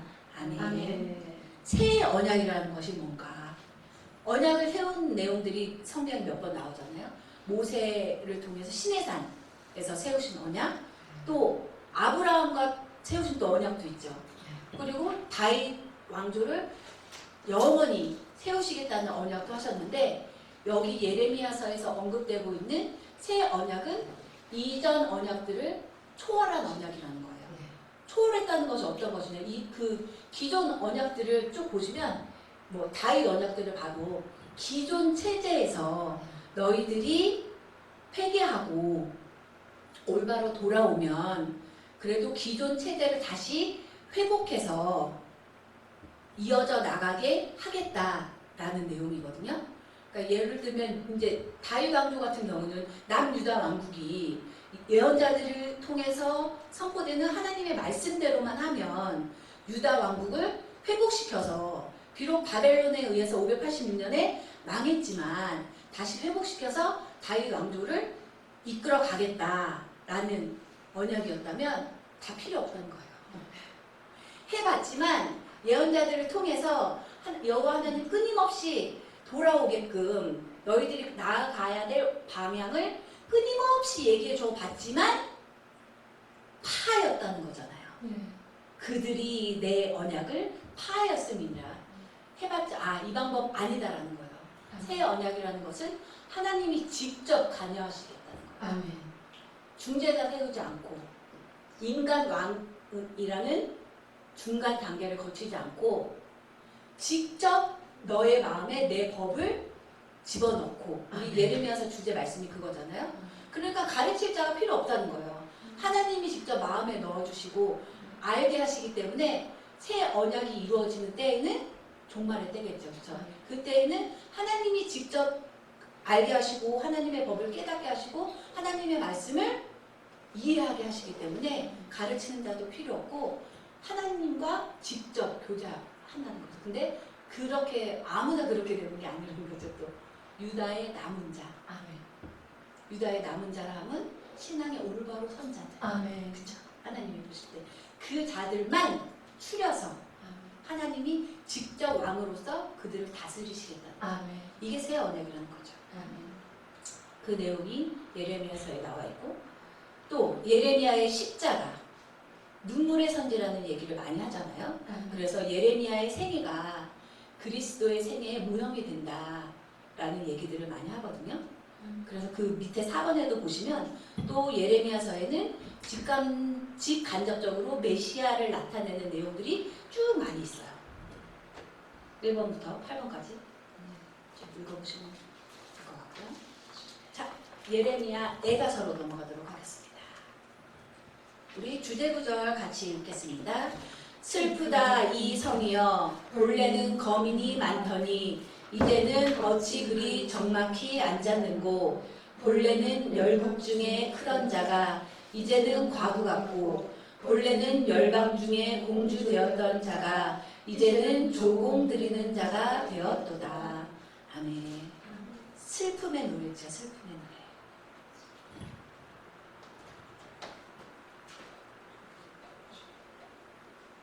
네, 우리들은 예레미야가 지었다고 해서 예레미야 애가라는 말을 많이 하는데 히브리어 성경의 제목은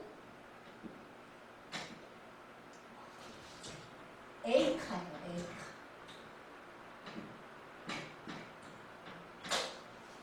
에이카라고만 나와 있는데 에이카가 무슨 뜻이냐? 1장 1절 예레미야가 1절에 보면 제일 처음에 슬프다 이게 나오잖아요. 그거예요. 슬프다. 에이카.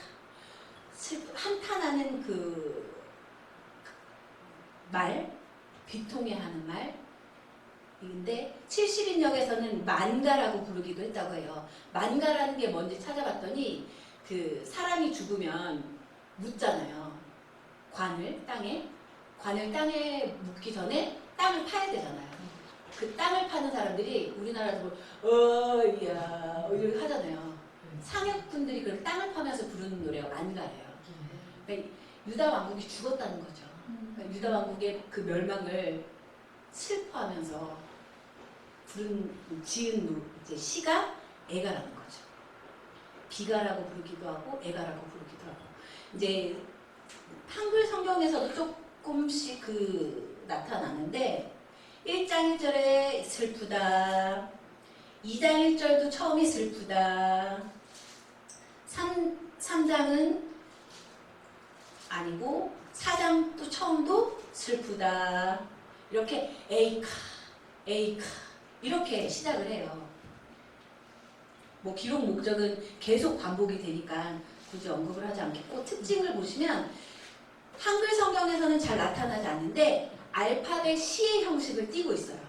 이 말이 무엇인고 하니? 히브리어 알파벳이 있잖아요. 알렙, 베이트 이렇게 시작하는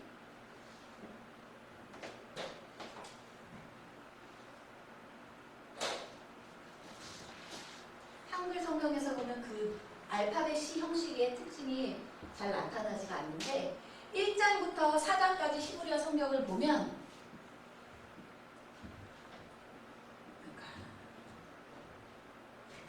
1절은 히브리 알파벳을 제일 처음에 오는 알렙으로 시작해요. 알렙이 들어가는 단어로 시작해요. 2절은 알렙 다음 알파벳인 베트가 들어가는 단어로 시작을 해요. 그래서 알렙, 베이트, 김멜, 달레 이런 식으로 제가 갖고 오기도 했는데 22절 이제 에가가 1장도 보면 1절부터 22절까지 있거든요. 히브리 알파벳이 22개예요. 1장 1절은 알렙으로 시작하고 1장 2절은 두 번째 알파벳인 베이트로 시작하고 이런 식인 거예요. 그리고 제일 마지막 22절은 제일 마지막 알파벳인 탑으로 시작하고 이게 1장부터 4장까지 쭉 반복이 돼요. 이제 보시고 싶으신 분들 이걸 보시면 아시지만 에이카, 알렙으로 시작하는 에이카로 시작을 해서 이 마지막 22절은 마지막 알파벳인 탑으로 시작하는 이 C 형식이 나타나 있어서 이제 히브리어 성경을 읽다 보면 그 비통함이 더 드러나는 거죠. 에이카 하고 잠깐 읽어보면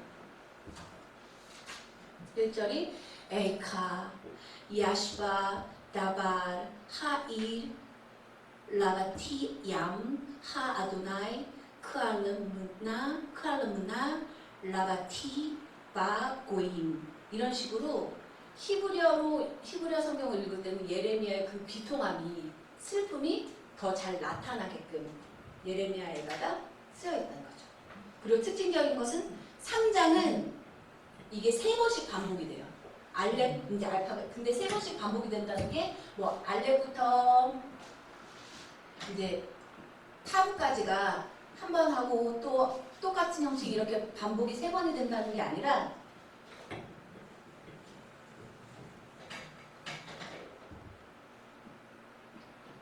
알렙으로 시작하는 절이 3절 하나 둘 세 개 그 다음에 베트로 시작하는 절이 3절 이런 식으로 3연속으로 시가 형성이 돼 있어요. 이거 재밌어요. 그리고 5장은 이제 이런 알파벳이 형식은 아니지만 역시 5장도 애가 5장도 C의 형식을 따르고 있다라고 보시면 되죠. 이게 원문으로 봤을 때 그때 전도서도 한글 성경으로 읽었을 때는 그 코엘렛은 허무함을 나타내고자 했던 인간 세상의 모든 것이 허무하다는 것을 나타내고자 했던 그 전도자의 그 느낌이 한글 성경으로 읽었을 때보다는 히브리어 성경으로 읽었을 때 운율이 있게 익혀지니까 더 마음에 와닿는 것처럼 애가도 히브리어 성경으로 읽으면 그 운율이 더 잘 살아나서 비통함이 더 잘 드러난다고 합니다. 애가도 마찬가지죠. 예레미야가 썼으니까 결국 그렇게 하나님이 기회를 수십 번, 수백 번, 수천 번 줬음에도 불구하고 어떻게 그렇게 말도 안 듣고 하나님이 하라는 대로만 안 하는지 안 하고 하지 말라는 대로만 하는지 그 얘기를 애가도 담고 있고 결국 하나님은 절대 공의의 심판주로서 하나님이 선택하신 선민이라고 할지라도 올바로 서지 못하면 징계를 내리시는 분이시다. 공의로우신 분이죠. 그 인간은 내 마음에 들게 하면 저 사람이 내 편이다 하면 눈 감아주는 부분들이 있잖아요. 그죠? 세상 살다 보면 그런 부분들이 있는데 하나님은 그런 분이 아니시라는 거예요. 내가 선택한 자일지라도 그러니까 무서운 분이신 거죠. 내가 쓰겠다라고 하는 주님의 종으로 선택을 받고 택함을 받은 자야라고 할지라도 올바로 하지 못하면 치신다는 거예요. 징계하신다는 거예요. 벌 주신다는 거죠. 그러나 벌 주시는 걸로 끝나지 않으시니까 정말 좋으신 하나님이시라는 거죠. 깨닫고 철저히 회개하기만 하면 주님은 용서하시고 구원하시는 분이시라는 거죠. 여기 에가에도 또 그리스도를 나타내는 부분들이 많이 나와 있는데 예레미야서하고 같이 보시면 되고 눈물을 흘리실 그리스도, 고난당하신 그리스도, 자비와 긍휼, 성도의 중보자 되신 그리스도, 성도의 기업이 되신 그리스도, 이런 그리스도를 예표한 내용들이 예레미야 에가서에 많이 나온다고 합니다. 아멘. 뭐 할 수 있을 것 같아요. 에스겔서까지. 자, 에스겔서 넘어가도록 하겠습니다. 에스겔서 주제 2절 읽을게요. 내가 너희 열조에게 준 땅에서 너희가 거하여 내 백성이 되고 나는 너희 하나님이 되리라. 아멘. 에스겔서 히브리어 성경 제목도 에스겔이에요.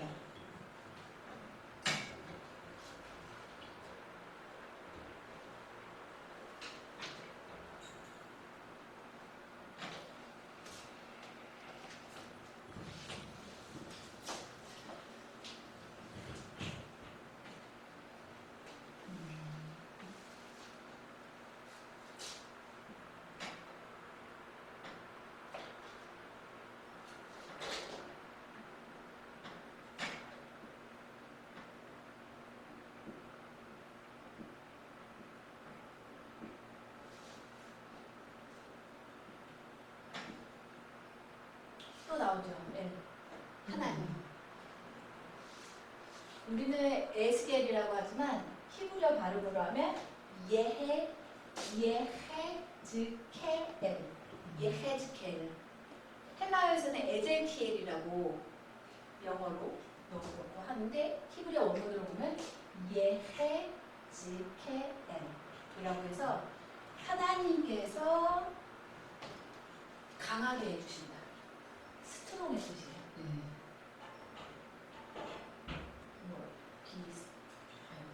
강하게 하신다. 영어로 부르시죠. 하나님께서 강하게 해주신다라는 뜻이에요. 여기도 네, 역사적인 배경이 예언서들이 겹치는 부분들이 많이 있죠. 강하게 해주신다라는 하나님이 강하게 해주신다라는 에스겔의 이름의 뜻을 봤을 때 희망을 주시는 거죠. 지금 현재 상황은 형편없지만 희망을 가질래야 가질 수 없는 정말 형편없는 상황이지만 하나님을 잘 붙들면 하나님이 강하게 해주실 것이다 라는 것을 에스겔의 입을 통해서 하나님이 유다 백성들에게 얘기를 하시는 거죠.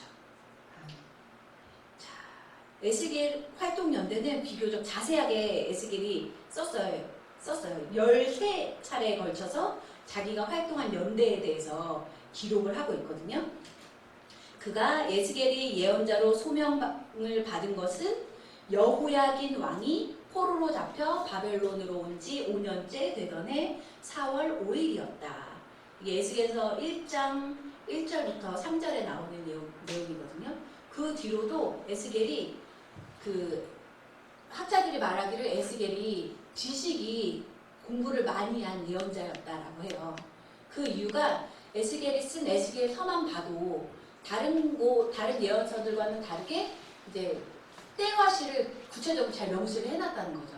그게 중요하다고. 왜냐하면 그 때와 시가 정확해야 그 당시에 있었던 역사적인 배경에 대해서도 잘 알 수가 있잖아요. 그 기록하고자 하는 그 목적이 강했지 않았을까라고 추측을 하는 거죠. 에스겔서의 13회 정도 에스겔이 스스로 자기가 활동했던 연대를 표시한 내용이 나오고, 에스겔의 세계를 보면 제사장이었어요. 에스겔은 제사장이면서 하나님이 쓰신 예언자이기도 했다는 거죠. 그래서 예루살렘 1장 3절 보면 갈대아 땅 그발 강가에서 여호와의 말씀이 부시의 아들 제사장 나 에스겔에게 특별히 임하고 라고 나와 있잖아요. 보면 바벨론으로 그발이라고 하면 잡혀온 거예요. 포로로 이미 망해서. 자평 포로지에서 예언 활동을 하는 건데 잡혀오기 전에 예루살렘 성전의 제사장이었다는 거죠. 에스겔이 배운 사람이라는 거. 제가 그때도 말씀드렸지만 금그릇이라고 해서 반드시 안 쓰시는 것도 아니고 질그릇이라고 해서 반드시 쓰시는 것도 아니라고 말씀을 드렸잖아요. 질그릇이라고 해서 반드시 질그릇도 깨끗하게 준비가 되어야 쓰시는 거고 금그릇도 깨끗하게 닦여져 있고 준비가 돼 있으면 에스겔처럼 이렇게 쓰시는 거예요. 그렇죠? 에스겔은 제사장이면서 그래서 에스겔서에 보면 제사장이 쓴 용어가 많이 나와 있다고 해요. 그리고 기록 목적은 이스라엘 백성이 성전을 더럽히고 회파하면서도 회개하지 않으므로 예루살렘 성에 임할 진노와 그것의 정당성을 보여주고 예루살렘 멸망 후에 다시 회복될 예루살렘의 영광스러운 날을 예언해주기 위해서 기록이 되었다는 거죠. 그러니까 망하기 전부터 에스겔이 활동을 했는데 그 밑에 3번을 보시면 주전 586, 이제 망하기 전에는 올바로 서야 돼, 하나님이 심판하실 거야, 이런 심판의 메시지를 주로 전했다면 1장부터 24장까지 에스겔서 내용이 심판의 말씀을 많이 전했다면 망하고 나서는 다시 이제 희망을 주는 메시지를 선포를 하는 걸로 말씀의 포인트가 바뀌는 거죠. 33장부터 24장 이후부터. 근데 본격적인 이스라엘의 회복에 대한 희망의 메시지를 전하는 것은 에스겔 33장부터라는 거죠. 특히 우리 유명한 나오는 마른 뼈 골짜기의 환상 37장에 나오죠. 37장 1절부터 14절에 나오는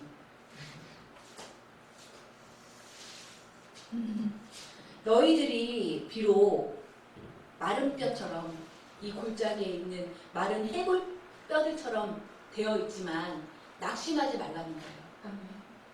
온전히 돌아오면, 온전히 회복하면 마른 뼈들이 살아난 것처럼 이스라엘도 유다도 살아날 수 있다라는 거죠. 아멘. 그쵸.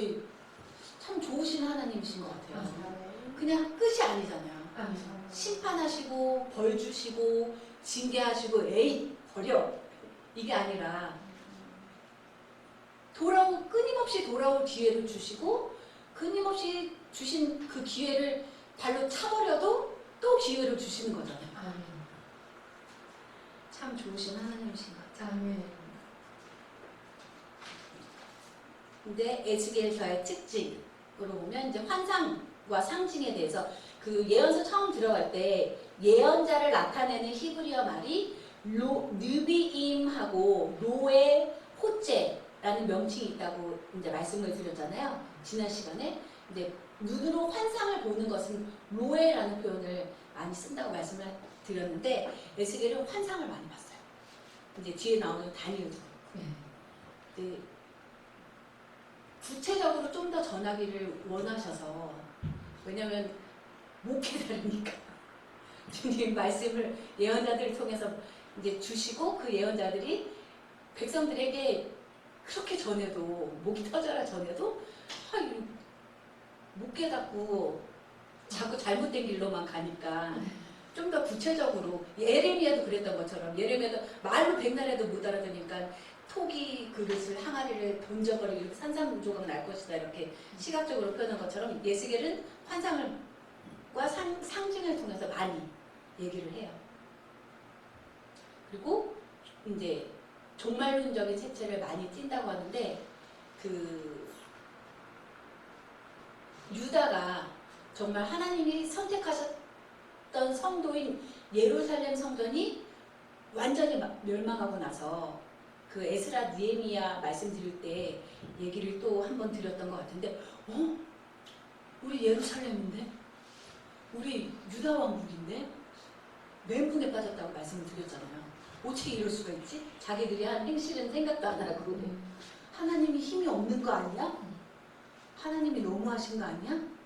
우리 어떻게 해야 되지? 멘붕에 빠졌다는 얘기를 에스라 느헤미야서에서 잠깐 말씀을 드렸던 기억이 나는데 에스겔서에서도 그래서 멘붕에 빠진 유다 백성들에게 희망을 주는 얘기를 많이 하는데 희망을 주는 얘기를 하는 얘기 중에 그 종말론적인 색채가 있다는 게 예레미야서에서도 새 언약에 대해서 나왔잖아요.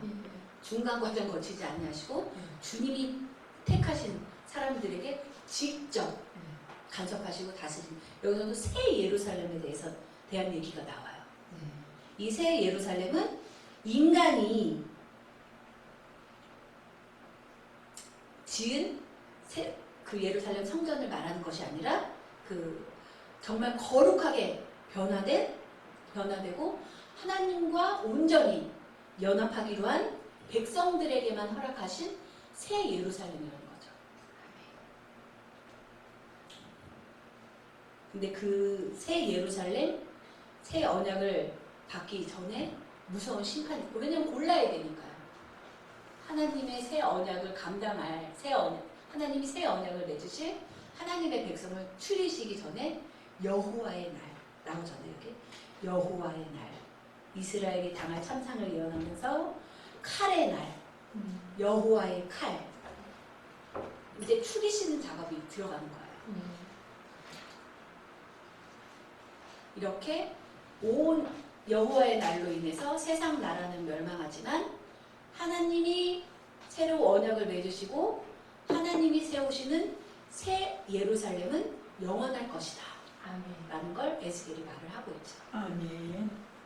이런 내용들 때문에 그 예언서하고는 약간 다른, 이제 제가 구약 개론 처음 할 때 예언서하고는 약간 초점이 다른 묵시라는 게 있다고 말씀을 드렸었던 적이 있거든요. 그러니까 예언자들, 그러니까 묵시 이전까지 예언서들은 그래도 이 세상에서 이 세상이 정말 하나님께 죄를 짓고 못된 짓 많이 하고 불의하고 공평하지 않고 이런 죄악으로 가득 차 있기는 하지만 하나님이 선택하신 예언자들의 입술을 통해서 전해지는 선포되는 여호와 하나님의 말씀대로 온전히 서기만 하면 다시 이 세상의 체제를 회복시켜 주실 것이다 라는 게 예언서의 그 메시지라면, 묵시는 에스겔서에도 중간에 좀 들어있고 이사야서에도 조금 언급이 되고 있고 예언서에도 조금씩 들어있는데, 묵시라는 것은 이 세상 체제의 완전한 이제 파국, 이 세상 체제를 더 이상 하나님이 보시지 않는다는 거예요. 하나님의 새로운 체계, 예레미야가 말한 새 언약하고도 연결이 되는 거죠. 그러니까 인간 왕 필요 없고 하나님이 직접 통치하시는, 그러니까 인간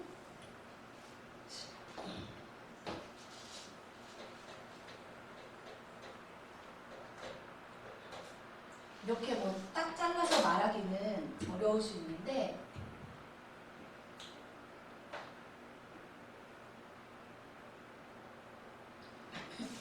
요 때가 언젠지는 아무도 몰라요.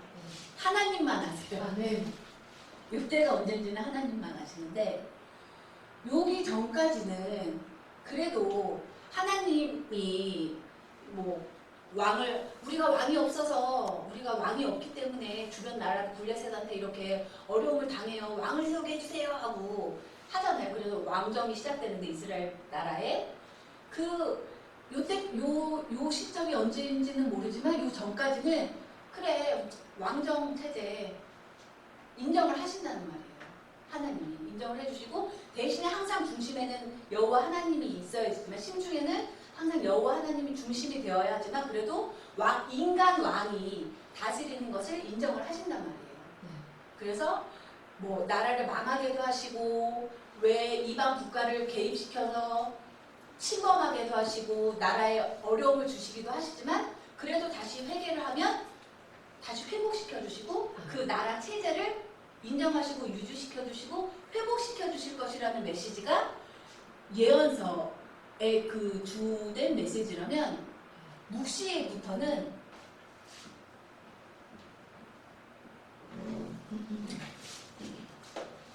필요 없다. 이때가 언젠지 모르지만 여호와의 칼이 여호와의 날이 추리는 계시록에도 나오죠. 그렇죠? 추리는 그때 추려지고 난 다음부터는 온전한 남은 자들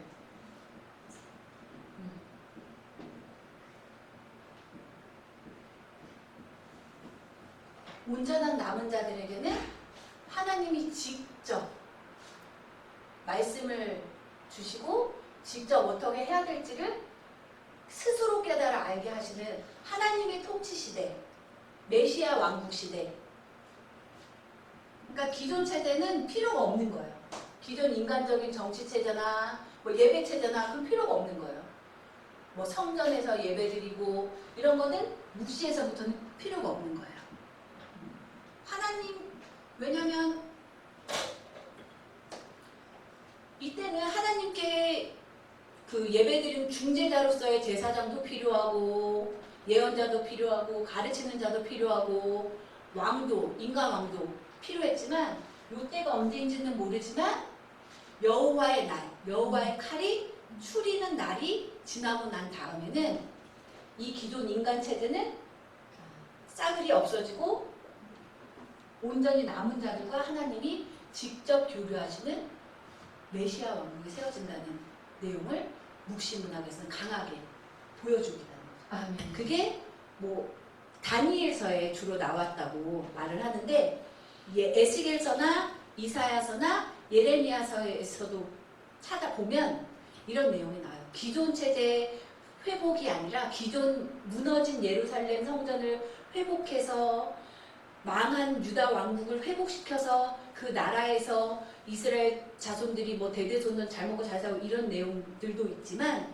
그 내용들 안 하고 이런 완전 새로운 체계, 새로운 신세계, 새 나라, 여호와 하나님, 메시아가 통치하는 메시아 왕국에 대한 언급들이 중간중간에 이제 섞여서 나오기 시작한다는 거죠.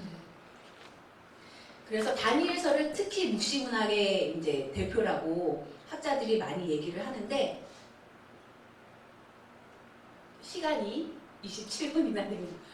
다니엘서는 다음 주에 같이 12소의 선지서랑 같이 하도록 하겠습니다. 다니엘서. 네. 뭐 하면 또 할 수 있을 것 같기도 한데. 네, 하시죠. 그러니까요. 네. 그러니까 요 때를 가지고 이제 이 사람들이 이단들이 장난질을 많이 치는 거죠. 네. 중요한 건 아무도 몰라요. 하나님만 아시죠. 근데 그 사람들은 무슨 자신감에 자기들이 안다고 그러는지 참.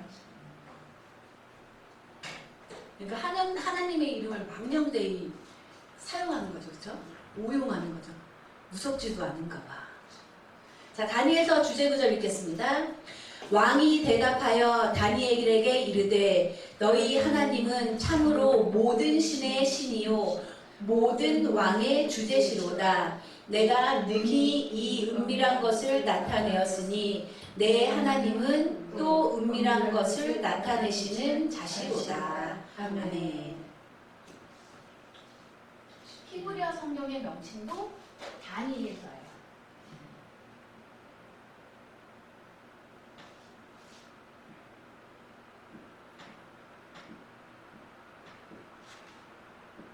엘도 나오죠. 엘. 하나님이 판단하신다. 너 잘했는지 안 했는지, 너가 정말 너가 말하는 대로 너 하나님 내 앞에 떳떳하다고 하는데 정말 떳떳하게 신앙생활을 하고 있는지 하나님이 판단하신다는 거예요. 다니엘의 이름이 하나님은 나의 판단자라는 의미예요. 다니엘이 다니엘서를 썼다는 내용들이 다니엘서 자체에도 많이 나오고 우리 마태복음 24장 15절 한번 읽어보겠습니다. 마태복음 24장 15절.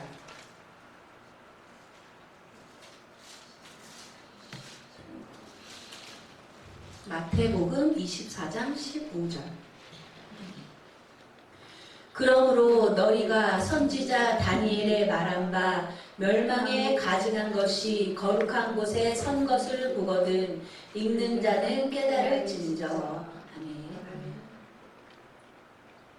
예수님이 인정을 하셨다는 거예요. 다니엘서의 내용을 언급을 하시면서 다니엘이 이 다니엘서의 내용을 썼다라고 예수님도 인정을 하셨고, 또 그 신약 성경 곳곳에도 보면 인자가라고 하는 표현들이 많이 나오거든요. 그 인자라고 하는 표현이 그 한자로 보면 사람의 아들이라는 뜻인데, 예수님이 어떤 분이에요? 하나님의 본체시지만 육신을 입고 오신 분이잖아요. 그러니까 하나님의 신성이 아닌 육성을 강조하실 때 인자가 하신 말씀이 나오는데, 다니엘서에 인자가라는 말이 많이 나와요. 그래서 신약 성경 곳곳에서 인자가 어찌어찌 했다라는 언급들이 나올 때는 항상 다니엘서에서 언급된 그 부분들을 인용을 했다는 거죠. 그러니까 신약 저자들도 다니엘서는 다니엘이 썼다라고 인정을 하는 거죠. 기록 목적은 우리 같이 읽어보겠습니다. 시작! 이스라엘의 하나님이 이방 나라의 우상보다 우월하심을 나타내기 위해 기록되었다. 이방 나라들은 이스라엘을 벌하는 도구였으나 그들 스스로가 잠시 후 역사적 장면에서 사라지고 만다. 끝날에 하나님이 쇠하지 않은 나라를 세우리라 하신 것이다. 하나님의 백성에게는 핍박의 때가 될지라도 메시아는 올 것이며 영원한 왕국이 확립될 것이다. 다니엘은 인간의 왕국을 다스리는 하나님의 주권을 가르침을 목적으로 하고 있다. 언제인지는 모르지만 여호와의 날이 추리고 난 다음에 세워질 영원한 왕국에 대한 그 왕국을 바라고 현재의 어려움을 견디라는 내용을 담고 있다는 거죠. 그래서 쭉 내려가다 보시면 그 메시아 예언에 대해서 다니엘서에도 나오는데 이게 계속 반복이 되는 거예요. 묵시적인 내용이라는 게 이전 나라, 이전의 그 정치 체제, 이전에 사람들이 갖고 있던 뭐 경제 체제니 사회 체제니 이런 거하고는 완전히 결별한, 완전히 다른, 연결점이 전혀 없는 완전히 새로운 메시아 왕국에 대한 내용들이 나와 있다는 거죠. 다니엘서에. 그러니까 어려운 거예요. 우리가 그 익숙한 것들은, 경험해본 것들은 이해하기가 쉽잖아요. 그렇잖아요. 근데 다니엘서나 여러 예언서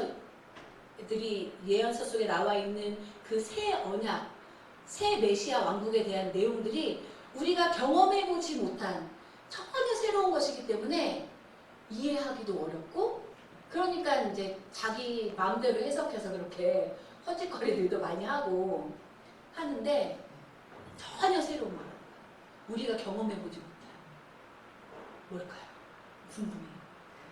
근데 그때가 오려면 여호와의 날이 임해야 되는데 무서운 날이 임해야 된다는 거죠. 그 날에 추려지려면 다니엘의 새 친구들처럼 온전한 신앙생활을 하라는 거예요. 그 새 친구들이 온전하게 그 이방 나라에서 생활하면서도 이스라엘의 그 음식 정결법조차도 정말 철저하게 지키는 내용이 나오잖아요. 이 새 친구들처럼 풀무불에 던져질지라도 신앙의 순수성을 지키려는 거죠. 다니엘이 사자굴에 던져진 것처럼 사자굴에 던져질지라도 배교하지 말라는 거예요. 하나님을 배반하지 말라는 거예요.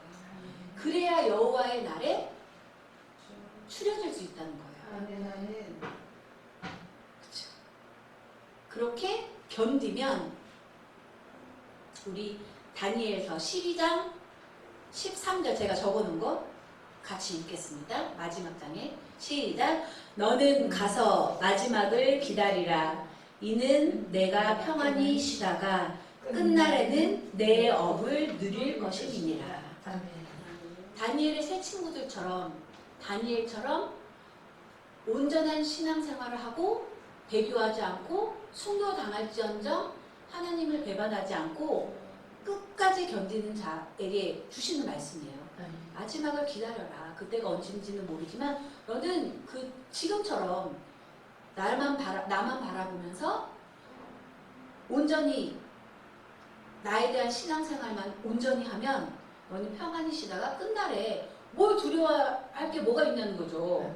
온전히 살았는데 평안히 그 여호와의 날 기다리다가 너는 내가 세운 새로운 메시아 왕국에서 네 영을 누릴 것이다 라고 하나님이 희망의 메시지를 주는 거죠. 그렇죠? 이 말이 맞는 거예요. 우리가 정말 신앙에 온전히 서 있다면, 하나님만을 바라보는 순수한 신앙생활을 하고 있다면 여호와의 날을 무서워할 필요가 없는 거예요. 그렇죠? 여호와의 날을 무서워해야 되는 사람들은 가짜 신앙생활을 하는 사람들이라는 거죠. 가라지 신앙생활을 하는 사람들. 정말 다니엘의 새 친구들처럼 그 수많은 예언자, 예레미야나 이사야나 이런 옛 선지들처럼 정말 주님께만 집중한, 주님만을 바라보는, 좌로나 우로나 치우치지 않는 그런 온전한 신앙생활을 하는 사람들은 두려워할 필요가 없는 거예요. 그 여호와의 칼, 여호와의 날이. 그 여기에 나와 있기로는 그 온역이 있고 정말 어두컴컴하고 정말 무서운 걸로 표현이 되어 있지만, 온전한 신앙생활한 자들은 평안히 기다리면 되는 거예요. 그 날이 올 때를 두려워하지 말고. 두려워해야 되는 사람들은 온전하지 못한 신앙생활하는 사람들이라는 거죠. 가라지. 네, 온전한 그날이 언제인지는 도대체 우리는 알 수가 없지만, 근데 우리가 살아있을 때 올 수도 있는 거고, 우리가 죽고 난 다음에 뭐 몇 해가 지나서 올 수도 있는 거고, 언제인지는 알 수 없지만 그 날이 올 거라는 건 확실한 거죠. 여호와의 날이, 그 날이 올 때 두려움에 떨지 않고 다니엘처럼 가서 평안히 쉬다가 그 날을 맞이할 수 있는 저와 여러분이 되시길 바라는 마음으로 오늘의 강의를 마치도록 하겠습니다. 감사합니다. 수고하셨습니다.